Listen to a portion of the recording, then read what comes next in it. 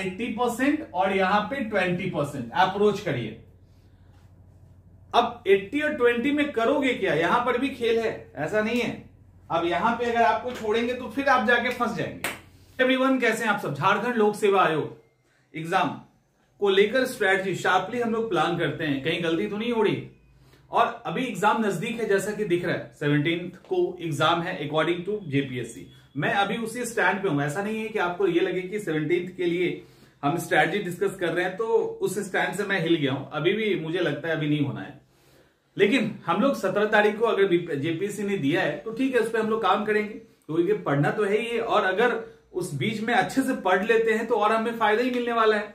अब यहां पे अगर हम ये मान के चलते हैं कि आपका एग्जाम 17 को हो रहा है, तो हमारी स्ट्रैटेजी क्या होनी चाहिए, हमारी प्लानिंग क्या होनी चाहिए, हम कैसे इस एग्जाम को निकालेंगे।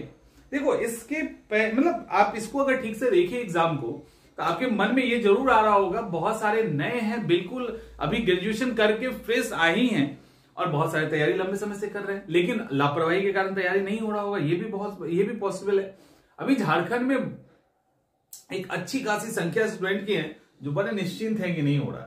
ठीक है, तो खैर तो अब हम लोग को एक्टिव अगर होना है और हमें मान लो तैयारी करनी है, हम कैसे एक अच्छा स्ट्रैटेजी बनाएंगे। देखिए, आपको पहले फोकस करना होगा कि जेपीएससी ने टारगेट क्या रखा है, जेपीएससी के दोनों पेपर में सवाल अधिक कहां से आ रहे हैं और हम कहां टाइम ज्यादा दे रहे हैं। देखना कि आपका समय उन सेक्शन में ज्यादा जा रहा है जिससे कम सवाल आने वाले हैं, तो उसको थोड़ा ठीक कीजिए और वहां लगाइए जहां सवाल ज्यादा आएगा।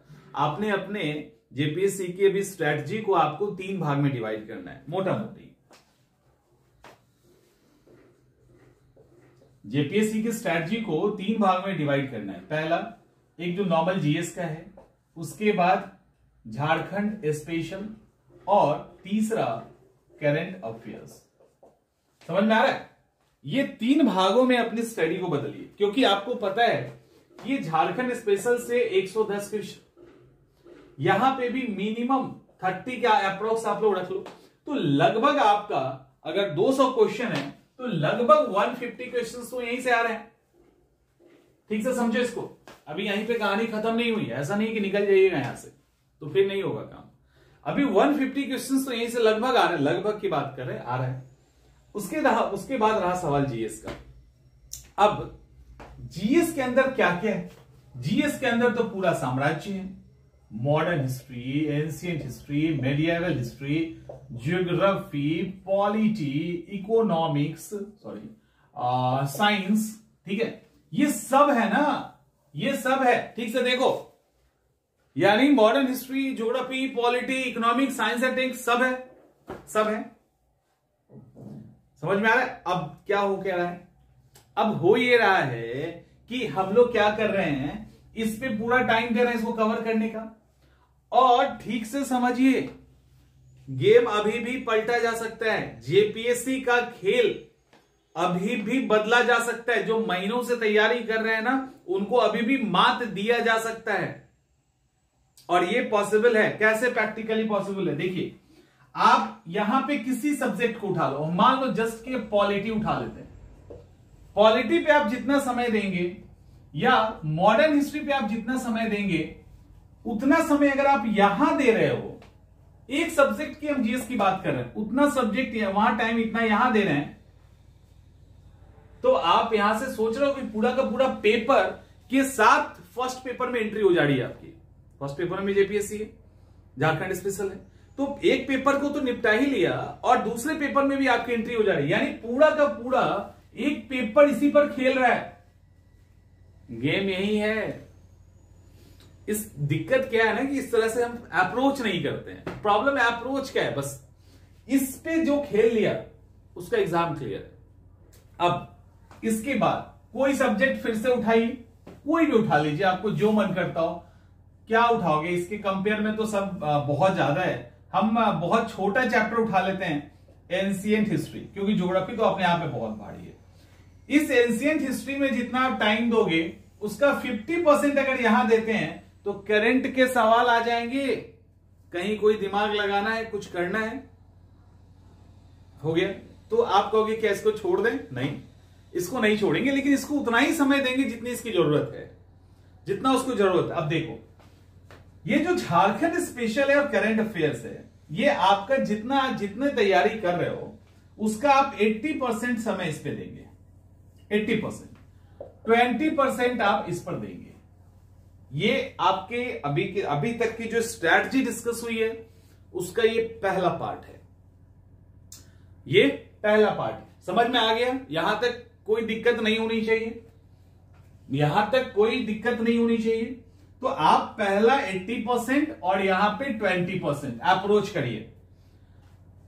अब 80 और 20 में करोगे क्या, यहां पर भी खेल है, ऐसा नहीं है।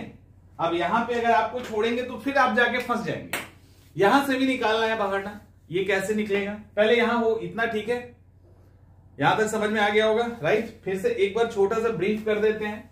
क्योंकि झारखंड स्पेशल करंट अफेयर्स बहुत समय ले रहा है, तो आपको अपना मैक्सिमम समय इसको कवर करना है। इससे आप 200 मान लो 100% सिलेबस है तो उसका 70% के आसपास तो आप यहीं से कवर कर रहे हो, तो इसीलिए आपको इस पे टाइम देना है, पूरा अच्छे से टाइम देना है। हो गया?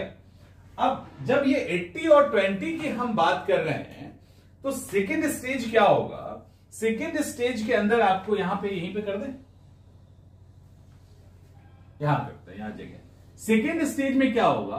फर्स्ट में और सेकेंड में अभी क्या करो आप, ओवरऑल हम लोग लेते हैं। फर्स्ट स्टेज में ज्यादा हीरो बनने की कोशिश मत करो। पहले स्टेज में जो बिल्कुल बेसिक से फैक्ट्स हैं, बिल्कुल बेसिक से जो आज तक एग्जाम में आया है, जो एकदम सिंपल सतही टाइप का है, जैसे संथाल है, संथाल की शादी पद्धति क्या है, ट्राइब्स कितने हैं, कौन सी ट्राइब्स आदिम ट्राइब्स है, सरहुल त्योहार, कर्मा त्योहार, ऐसे करके जो फेस्टिवल्स, आर्ट एंड कल्चर, जो फेमस पर्सन है, जो फेमस विद्रोह हुआ, इस तरह के फैक्ट्स कर लीजिए। उसी तरह से जीएस के अंदर, मॉडर्न हिस्ट्री, एंशिएंट मिडाइवल के अंदर जो एकदम से बेसिक से फैक्ट्स है, बेसिक जो लगता है नहीं बच्चा वाला फैक्ट है, उसको निपटा दो, फर्स्ट राउंड में निपटा लीजिए। Overall current affairs including current affairs first round में मुश्किल में मत उलझिएगा, जो एकदम बेसिक और आसान लगता है उसको निपटा दीजिए। और ये काम करने में अब टाइम कम है, तो अभी तो हम आपसे मान के चलेंगे ना कि आप कम से कम 10 घंटे से अधिक पढ़ोगे, मतलब आपको अभी लिटरली 14 घंटे पढ़ने चाहिए, कम से कम 14 to 15 आवर्स पढ़ने चाहिए। तो हम 14 आवर्स का तो उम्मीद लेके चलेंगे। और अगर ऐसा है तो आज 3 तारीख है, तो आप 5 दिन में, अगले 5 दिनों में ओवरऑल आप एक बार गो थ्रू हो जाएंगे, बेसिक फैक्ट से आप हो जाएंगे, इतना तो हो जाएगा। अगर आप सीरियसली बहुत गंभीरता के साथ तैयारी कर रहे हैं तो इतना आप कर लोगे। उसके बाद आपके पास जो टाइम बचेगा, अब सेकेंड लेवल पे जो बहुत ज्यादा इंपॉर्टेंट है, डेप्थ का फैक्ट है, उस पे जाइए। तब तक आप, ये मैं सेकेंड पे क्यों कह रहा हूं जाने के लिए, क्योंकि जब आप पहले राउंड में इससे गो थ्रू हो जाएंगे ना तो फ्रेंडली हो जाओगे। तो उस फ्रेंडली होने के दौरान आप सेकेंड लेवल के फैक्ट से भी रूबरू हुए होंगे, इसमें कोई डाउट ही नहीं है। अब जब सेकेंड राउंड में सिर्फ उस पर अटैक करोगे ना, तो फिर वो आपको बहुत आसानी से, मतलब इजिली आप उसको कवर कर लेंगे। और पीछे से रिवीजन इसको कंटिन्यू रखिएगा। तो जो पहले से भी तैयारी करते आ रहे हैं ना, वो भी पीछे छूट जाएंगे और आप निकल जाओगे। और जो पहले से तैयारी करते आ रहे हैं वो कंटिन्यू है अच्छे से, तब तो अच्छा ही। क्लियर? उम्मीद करते हैं समझ में आई होगी बातें। तो जेपीएससी, और ज्यादा दिमाग मत लगाओ, ठीक है? ज्यादा उसमें सोचने विचारने की जरूरत नहीं है। एक अच्छे कंटेंट के साथ, अच्छे नोट्स के साथ, या जो भी किताबें हैं उनके साथ आप पूरे डेडिकेटेड होके लग जाइए। जेपीएससी आपका होगा, इस बात की गारंटी है। लेकिन ये दिमाग के अंदर रखना है कि कहां मेहनत कर रहे हैं, मेहनत कहीं किसी और डायरेक्शन में तो नहीं कर रहे हैं, है ना? मिलते हैं अगले वीडियो में।